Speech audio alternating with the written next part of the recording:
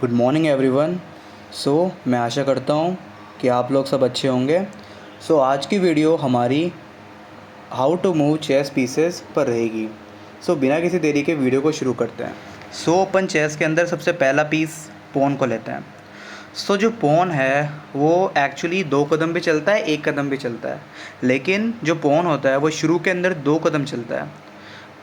शुरू के अंदर ऐसा नहीं है कि 2 ही कदम चलता है, 1 कदम भी चल सकता है। लेकिन एक बार तुमने पॉन को मूव कर दिया तो ये बाद में 1 कदम ही चलता है, फिर ऐसे तुम्हारे 2 कदम नहीं चलेगा। अगर तुम्हें 2 कदम पॉन को चलाना है तो वो शुरू के अंदर ही चलता है।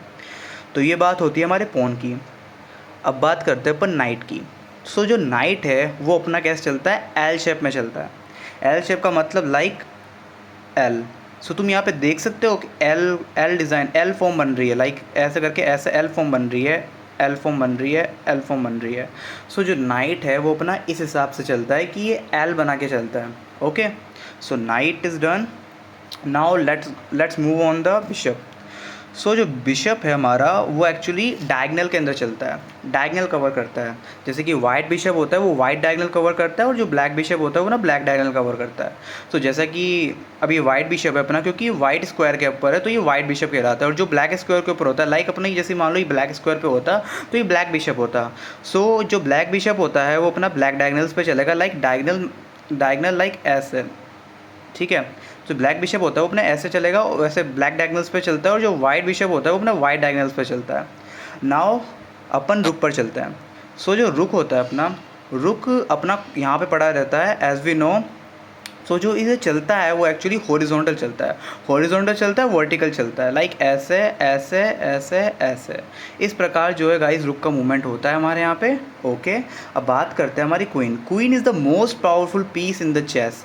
इसके अंदर बिशप और रुक जब दोनों साथ में मिल जाते हैं ना, लाइक डायगनल भी चल रही है और अपना हॉरिजॉन्टल वर्टिकल भी चल रहा है, देन ये अपनी क्वीन होते हैं। मतलब ये क्वीन जो है वो एनी डायरेक्शन मूव कर सकती है, कैसे भी मूव कर सकती है। ओके, लाइक ये ब्लैक के ऊपर है तो ये ब्लैक बिशप की इसके पास क्या आ जाती है, पावर आ जाती है। तो ये ब्लैक डायगनल्स के ऊपर चलता है और rook vertical horizontal as you know वैसे चलता है। अगर ये अपना क्वीन जो है वो अपना वाइट स्क्वायर पे होती है तो ये वाइट बिशप की तरह चलता है, और रुक की पावर्स तो इसके पास है ही, तो ये बिशप की पावर और जब रुक की पावर दोनों मिल जाती है तो एक क्वीन बनती है। तो ये क्वीन भी क्या होता है, मोस्ट पावरफुल पीस होता है अपनी चेस के अंदर।